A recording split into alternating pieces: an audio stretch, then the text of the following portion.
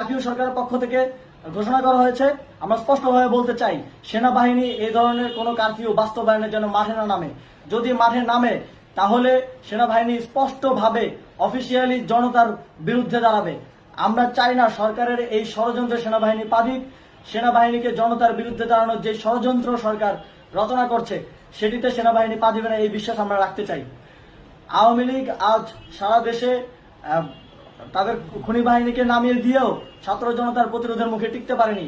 রাজপথের পরাজিত শক্তি হিসেবে তারা সেনাবাহিনী সহ অন্যান্য বাহিনীকে আমাদের বিরুদ্ধে কাজে লাগানোর চেষ্টা করছে।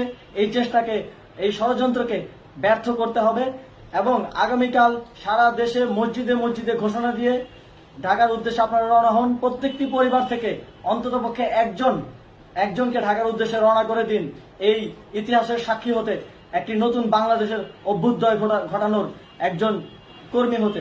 ধন্যবাদ সকলকে।